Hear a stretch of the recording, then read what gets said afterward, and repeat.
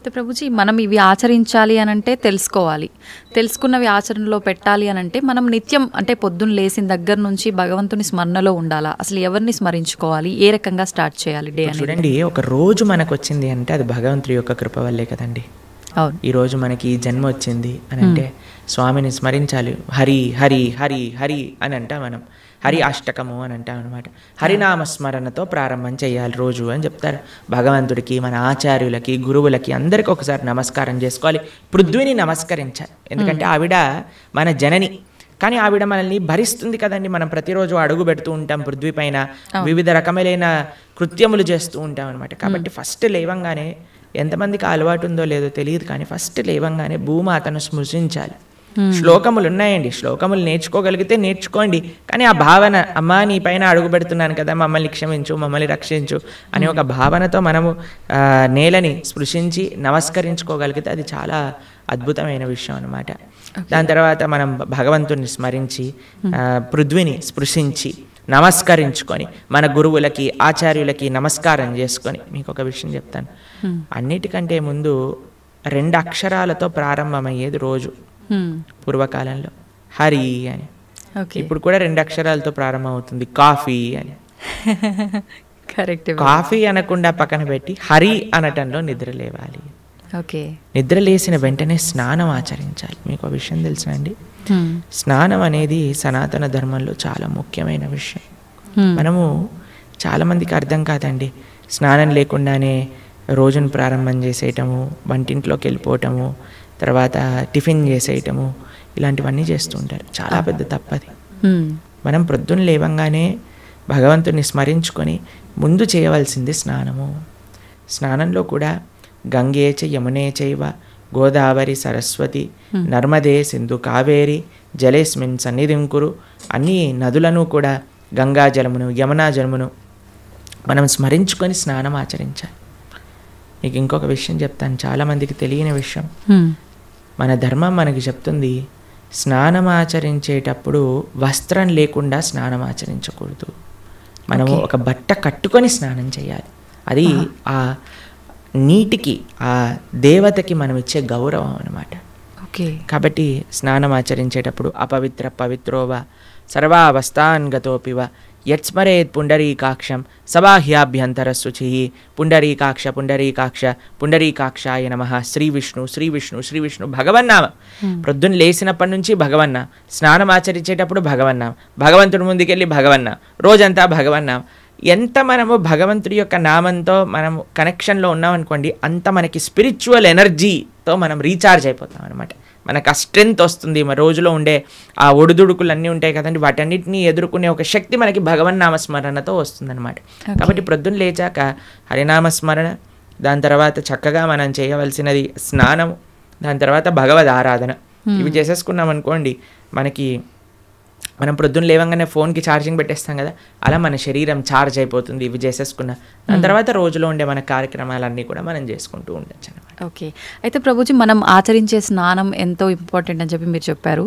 అది ఆచరించడం ఒక ఎత్తు అయితే సమయం కూడా ఇంపార్టెంట్ అని చెప్పి అంటుంటారు కదా ప్రభుజీ, ఏ టైంలో స్నానం ఆచరించాలి అని చెప్పి, అది ఎలా చూసుకోవాలి? మనము మన శాస్త్రాలు చెప్తున్నాయి, బ్రహ్మ ముహూర్తంలో నిద్ర లేవాలి అని. అంటే సూర్యుడు వచ్చే ముందు. ఓకే, ఇప్పుడు మీకు ఒక విషయం చెప్తాను. మీ ఇంటికి ఒక గెస్ట్ వస్తున్నారు అనుకోండి, సరే ఈరోజు మీకు పండగ రోజు మీరు ఏం చేస్తారు? అరే ఈరోజు పండగ, త్వరగా లేవాలి, త్వరగా లేసుకొని కార్యక్రమాలన్నీ చేసుకొని నైవేద్యాలన్నీ తయారు చేసుకొని మనం త్వరగా ఈ పండుగని ముగించుకోవాలి, అమ్మవారి పూజ చేసుకోవాలని మీరు అనుకుంటారు, అవునా కాదా చెప్పండి? లేదా ఒక గెస్ట్ వస్తున్నారు అనుకోండి, సపోజ్ మీ గురువు గారు రేపు మీ ఇంటికి వస్తున్నారు అన్నారు అనుకోండి, మీ గురువు గారు ఇంటికి వచ్చాక బయట నాక్ చేశాక మీరు లేచి స్నానం చేసి రెడీ అవుతారా? లేదా ఆయన వచ్చే ముందే అన్ని సదుపాయాలన్నీ కూడా సక్రమంగా చేసుకొని పెట్టుకుంటారా చెప్పండి? వచ్చే ముందే చేస్తాం, అంతే కదండి. ఎవరైనా గెస్ట్ వచ్చినా, మన ఇంటి గురువులు వచ్చినా ఎవరో ఒకళ్ళు అలా చేసుకుంటాం కదా. సూర్య భగవానుడు ప్రత్యక్షంగా మనకి భగవంతుడి యొక్క స్వరూపం మనకి దర్శనమిస్తున్నారు. ఆయన ప్రతిరోజు ఉదయించే ముందే మనం నిద్ర లేవాలి. దాన్ని బ్రహ్మ ముహూర్తము అని అంటారు. సూర్యోదయం కంటే ముందు మనం నిద్రలేచి మన యొక్క స్నానాది కార్యములన్నీ పూర్తి చేసుకొని మనం రెడీగా ఉండాలి సూర్యుడిని స్వాగతించడానికి. మన యొక్క భగవన్నామ స్మరణ చేసుకుంటూ మనం రెడీ అయిపోతాం అనమాట. అందుకే సంధ్యావందనాది కార్యక్రమములు మనం ప్రొద్దున పూట, మధ్యాహ్నం పూట, సాయంకాలం పూట 3 పూటలు చేస్తామన్నమాట. ఆయన ఎవరికి చేస్తున్నాము అని అంటే సూర్యమండలంలో మధ్యలో ఉన్న భగవంతుడికి మనం చేస్తున్నాము. కానీ ఆయన మనకి భగవంతుడిని దర్శింపజేసే ఒక ప్రత్యక్షమైన క్యారియర్. ఓకే, కాబట్టి మనం ఆయన వచ్చే ముందే మనం నిద్ర లేవాలి, ఆయన రాకముందే మన యొక్క నిత్య కృత్యములన్నీ కూడా పూర్తి చేసుకొని మనము ఆధ్యాత్మిక కార్యక్రమంలో నిమగ్నమై ఉండాలి. ఓకే, మీరు చూడండి, ప్రొద్దున పూట లేవటం అనేది అటు మన ఆరోగ్యరీత్యా, అలానే సామాజిక పరంగా, అలానే మన ఆధ్యాత్మికంగా, శారీరకంగా, అన్ని మానసికంగా అన్ని విషయములలో మనకి మంచి చేస్తుంది. అందుకే early to bed and early to rice keeps a man healthy, wealthy and wise అని అన్నారు. కాబట్టి ప్రొద్దున పూట బ్రహ్మముహూర్తంలో నిద్ర లేచి స్నానం ఆచరించవలే. ఇది ప్రతి సనాతన ధర్మానికి సంబంధించిన వారు తప్పక ఆచరించాల్సిన ఒక పద్ధతి. ఓకే, అయితే ప్రభుజీ మనం మాట్లాడుకున్న దాంట్లో ఇంకొకటి భగవంతుడి ఆరాధన. చాలా వరకు అంటే ఇంట్లో మగవారు పూజ చేస్తేనే మంచి ఫలితం పొందుతారు అని చెప్పి ఈ మధ్య కాలంలో చెప్తున్నారు. కానీ ఎక్కువగా ఆడవాళ్ళే పూజ చేస్తుంటారు. అసలు నిజంగా ఆడవాళ్ళే పూజ చేయాలా, మగవారు చేయొచ్చా? అసలు మగవారు చేయాల్సిన కార్యక్రమాలు ఏంటి ఆధ్యాత్మిక? ఎవరెవరు ఉద్ధరింపబడాలి అని అనుకుంటారో, ఎవరెవరికి భగవంతు అనుగ్రహం కావాలనుకుంటున్నారో వాళ్ళు చేయాలండి. మీకు ఒక విషయం చెప్తాను. ఒక మగవాడు పూజ చేసిన, ఆరాధన చేసిన, పుణ్యం చేసిన, పునస్కారం చేసిన దాంట్లో ఉండే 50% ఆడవారికి వెళ్తుంది. ఓకే, ఎంత? 50%.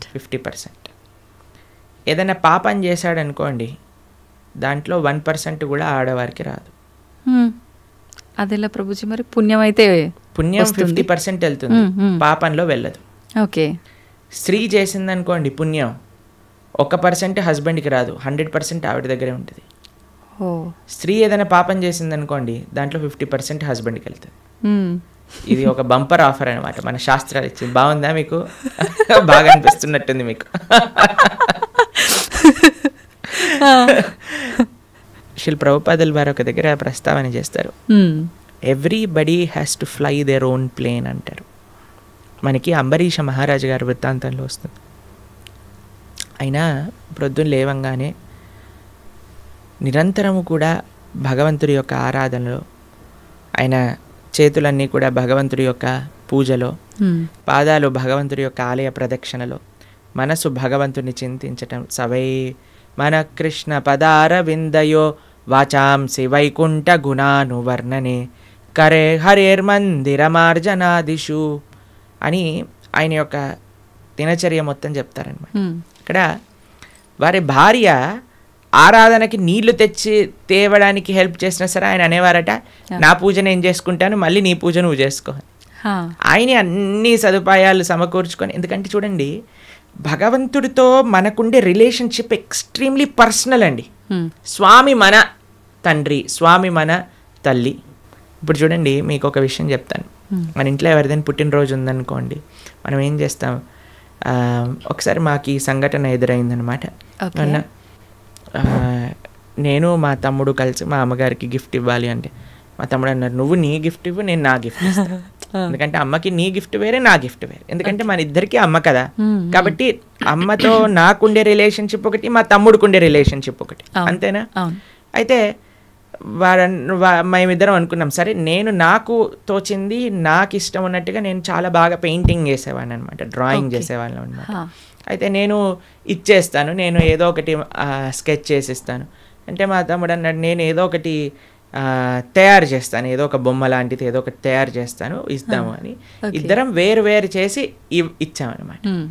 అంటే ఎందుకు అని అంటే, మనకి మన ప్రేమను వ్యక్తపరచుకునే మార్గం ఒకటి, ఒక ఇంట్రెస్ట్, ఒక టాలెంట్, ఒక way of expressing hour love ఉంటుంది, అంతే కదా. అలానే భగవంతుడితో కూడా ఒక భర్త తన కర్తవ్యం, అరే నేను భగవంతుడి యొక్క మార్గంలో, నాకు భగవంతుడు అవసరము, అందరికీ భగవంతుడు అవసరమే కదండి. ఆయన అందరికీ తండ్రి, తల్లి, పిత, పరమాత్మ అందరికీ ఆయనే. కాబట్టి మనం ఎలా ఆలోచించాలి అని అంటే, ఒక హస్బెండ్ తన ఆరాధన తాను చేసుకోవాలి, ఒక వైఫ్ తన ఆరాధనలోకి సంబంధించిన విషయములని సమకూరుస్తుంది, వంట చేసిస్తుంది, పూలమాలలు కట్టిస్తుంది.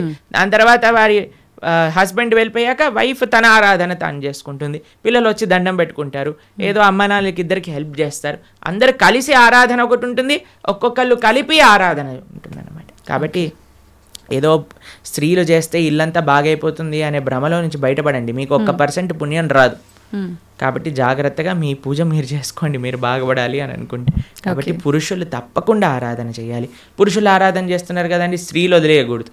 పురుషుడి ఆరాధన పురుషుడికి, స్త్రీ ఆరాధన స్త్రీ, పిల్లల ఆరాధన పిల్లలకి, అందరికి. ఇప్పుడు చూడండి, ఇంటి పెద్ద తింటే మిగతా వాళ్ళందరికీ కడుపు నిండిపోతుందా? లేదు, ఎవరికి వాళ్ళు తినాల్సిందే అంతే కదండి. మీరు అంటారు కదా, అయ్యా మీరు తినండి, అయ్యా మేము పర్వాలేదు, మీరు తింటే మాకు తిన్నట్టే అని అంటారా? లేదా మీ హస్బెండ్ వచ్చి అమ్మ నువ్వు తినేసి నాకేం పర్వాలేదు, నువ్వు తింటే నేను తిన్నట్టే అంటారా? కాదు కదా. ఎవరెవరికి శక్తి కావాలంటే వారు వారు భోజనం చేయాలి. అలానే మనం కూడా మనకి శక్తి కావాలి, మనకి భగవంతుడి యొక్క కృప కావాలి అంటే మనం భోజనం చేస్తే ఎలా అయితే మనకి శక్తి వస్తుందో మనము ఆరాధన చేసుకుంటే అలా మనకి భగవంతుడి యొక్క కృప అనేది లభిస్తుంది. ఓకే ప్రభుజీ, చాలామంది ఏదైనా మంచి జరిగినా చెడు జరిగినా నా అదృష్టం బాగాలేదు, నా రాతి ఇంతవరకే ఉంది, భగవంతుడు ఇలా రాశాడు అని చెప్పి అంటూ ఉంటారు. నిజంగా అంటే మన చేతిలో ఏముండదా, మనం చేసే పనులను బట్టి మన లైఫ్ని డిసైడ్ చేసుకోవడం? భగవంతుడు పుట్టినప్పుడే అవన్నీ డిసైడ్ చేసి ఇలా అని చెప్పి చూస్తాడా? మనకి ఒక సర్కమ్స్టెన్స్ ఇస్తాడండి భగవంతుడు. చాయిస్ ఎప్పుడు మన చేతుల్లోనే ఉంటుంది, మనం ఏం చేయాలి అని. ఫర్ ఎగ్జాంపుల్ మీకు ఒక విషయం చెప్తాను. ఒకరికి ఇల్లు రాసుంది, ఒకళ్ళి ఇల్లు మీకు మీ జీవితంలో కలుగుతుంది అని రాసి ఉంటుందండి.